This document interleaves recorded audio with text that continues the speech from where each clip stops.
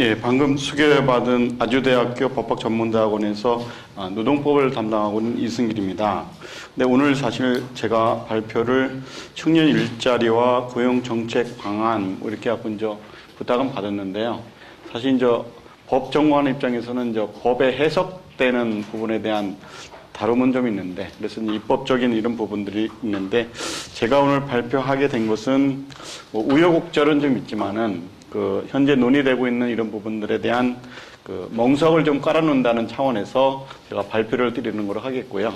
그다음에 다음에 뭐 이런 정책 방향의 좋은 입법 내용 이런 부분들에 대한 또 대안 이런 부분들은 또 뭐 지금 바로 그 대안이 나왔으면은 참 좋겠는데 그런 대안들은 좀 서로 앞으로도 계속 고민할 거리들이 아닌가. 그래서 그런 고민거리들이 좀 있다라는 것을 좀 부각하는 차원에서 제가 보고를 드리겠습니다.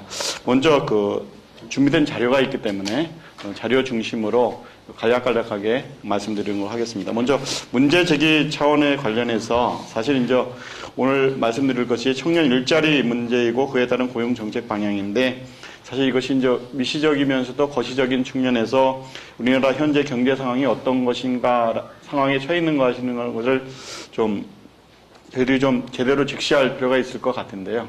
앞서 사실은 부동산 문제 다루는 문제도 같은 연장선상의 문제들이 아닌가 그런 생각이 좀 듭니다. 그래서 지금 저희들 뭐 금년에도 경제 성장률 자체가 그렇게 낙관되지 않고 또 근자에 IMF 그러니까 세계은행에서도 이렇게 발표한 내년도 향후의 경제 전망도 보니까 아주 매우 나쁘다고 이렇게 보도를 하고 있더라고요. 그래서 그런 상황에서 우리 청년 일자리를 좀 찾아야 되는 그런 상황에 있다라는 것이 현재 문제 상황이 될 수 있을 것 같고요.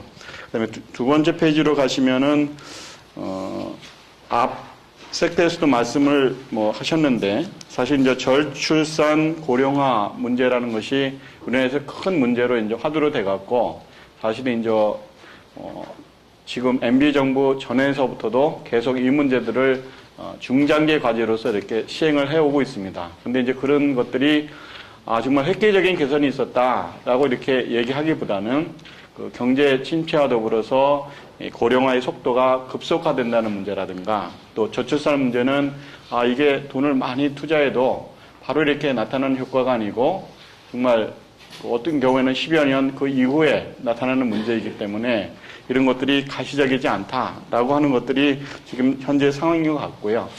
또 이제 사회적인 양극화 문제, 또 빈부의 문제 이런 것들이 있다라는 문제를 또 넘어서서 이것들이 하나의 고착화 현상으로 나타난 것이 아닌가라는 이런 문제가 지금 이 시점에서 있는 그런 상황이 아닌가. 그런 와중에서 사실은 이제 저도 이제 서울이 아닌 수도권에 있는 대학, 아주대학이 이제 수도권에 있는 대학인데요. 근데 이게 서울도 아니고 지방도 아니면서 매년 취업 준비 관련해서 이렇게 보면은 그렇게 성장하는, 그러니까 율이 좋아지는 것이 아니고 굉장히 좀 어려워지는 상태들이고요. 특히 이제 저는 이제 법대에 있는데 법대 쪽에 이렇게 학생들을 보면은 뭐 하냐 그러면 이제 대답이 없어요. 대부분 이제 얘기하는 것들이 공무원 시험 준비합니다. 이렇게 얘기를 하는데 서울에서 공부하시는 분들은 보통 공무원 준비한다 그러면 뭐 사시를 하든 행시를 하든 이런 적인데 뭐 9급 공무원 시험 준비합니다. 뭐 이런 식으로 얘기하는 것이 그나마 있고 그 외에는 사실은 이제 중소기업들 이런 데서 이제 취업하는 그런 정도들에서 취업률이 이렇게 좋지 않은 뭐 이래서 이제 학교 본부로부터는 좀 취업률을 좀 더 진작하라 뭐 이렇게 하고 좀 관심을 쓰라 하는 것들이 요즘에 좀 현실인 것 같습니다. 그래서 지금 취업 준비 관련해서 뭐 전반적으로 노동시장 형태를 보게 되면은 하여튼 그렇게 좋지는 좀 않은 것 같고요. 근데 이제 그런 와중에 금년에 사실 이제 총선도 있었고 또 12월 달에 대선도 있는 그런 철인 것 같습니다. 근데 이제 대선 주자들이 경제 민주화도 많이 얘기하고 더불어서 복지도 얘기하고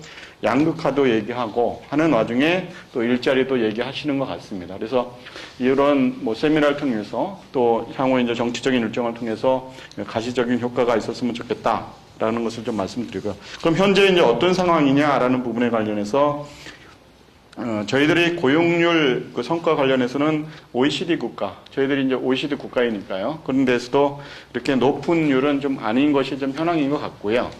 그 다음에 그 경제 성장에 따른 고용 창출 뭐 관련해서 좀 비례적으로 좀 고용률이 좀 높아지면 더불어서 청년 일자리도 많이 나타날 것 같은데, 뭐 어저께 뉴스에도 이렇게 보니까 그 재벌들, 특히 이제 대기업 관련해서 뭐 삼성이나 현대를 이렇게 보면은 아마 MB 정부 내에서 삼성 같은 경우는 매출액 대비 한 2배 정도, 그다음에 그 현대자동차 같은 경우는 매출액이 한 50% 정도 이렇게 늘었더라고요. 근데 이제 사실 그에 비해서 그 매출에 증가된 비에 대해서 일자리는 사실은 그렇게 늘지 않은.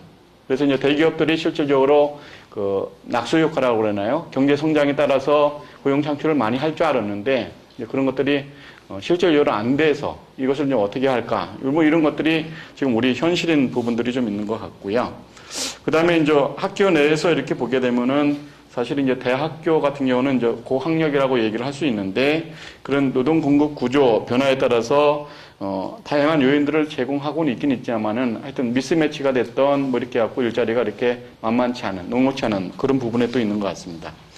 또 그에 더불어서 인구 구조는 사실 이제 이 속도가 빠른다고 하면서 가시적으로 뭐 인구 감소하고 또 어떤 변수가 될지는 모르겠지만은 고령화가 되고 있는 것은 분명하고요. 그 속도도 빠른 것 같은데 사실 이제 민간 기업 기준으로 보면은 요즘에 이제 정년 규정이 보통은 민간 기업에 한 55세에서 뭐 좀 좋은 데는 60세까지 이렇게 정년 규정이 있는데 지금 우리가 좋은 대기업이라고 하는 데에서는 특히 이제 사무직 계통 같은 경우에서는 정년이라는 규정이 있는 것은 아시는데 정년을 채우고 나오시는 분은 거의 없으신 거로 알고 있습니다. 그래서 항상 기업은 이제 경쟁력을 유지하기 위한 것인지 모르겠지만은 매년 한 5%에서 한 10%를 상시적인 구조 체제로 운영하고 있어서 이 고령화 문제 그 전에 사실은 본인이 일하시는 직장을 떠나시게 되고 그럼 다른 전직하는 일자리도 이렇게 녹록치 않은,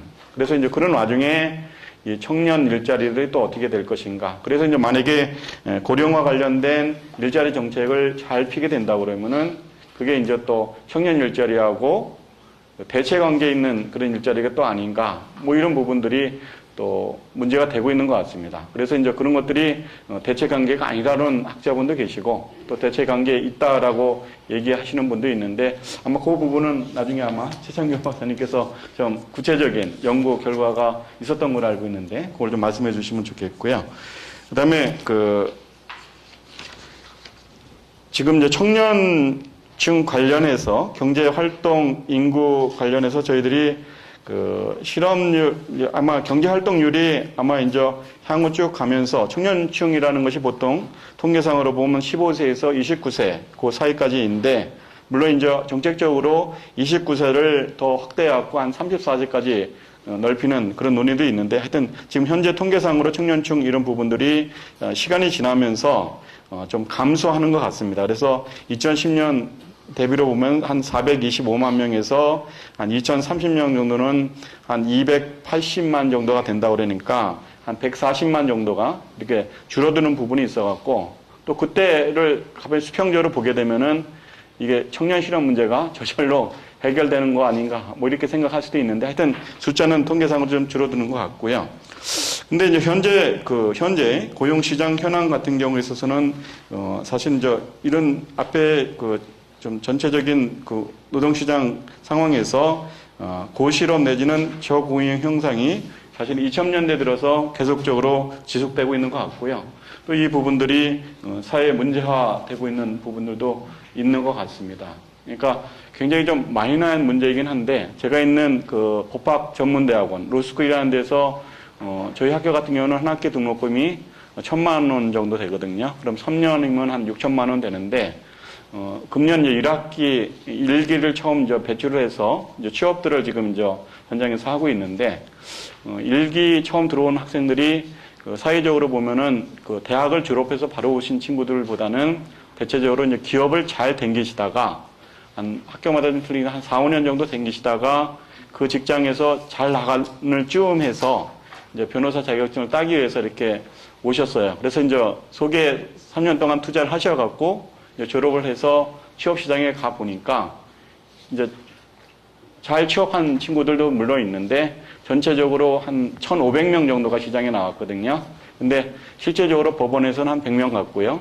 그다음에 검사 쪽으로는 한 50명 정도 갔고 그 외에는 이제 정부기관이라고 하는 데서도 일부 갔긴 갔는데 대우가 이렇게 아주 좋은 건 아닌 것 같아요. 그래서 근자에 이제 거기까지도 못 낀 친구들이 이렇게 하는 데서 근자에 이제 노동부에서 그 상담 변호사로 이렇게 뽑았는데 초임이 300, 그러니까 연봉으로 3,600 정도를 받고 이렇게 가시는 시장이 형성되더라고요. 그래서 그 본인들이 어떻게 보면 개인들이 이제 그 라이센스를 추후 어떻게 활용하냐라는 것은 추후의 문제이긴 하지만은 굉장히 그 자격 수준이 주동시장에서 굉장히 급격히 떨어진 부분들이 있고요. 또 그런 시장도 아직 못 가는 친구들이 좀 정확히 이제 파악은 안 돼 있지만 좀 있는 것 같습니다. 그래서 이제 이런 것들이 또 어떻게 향후 기능을 할지, 뭐 그런 와중에 사실 이제 청년 문제도 이제 같이 있지 않나 그런 생각이 들고요.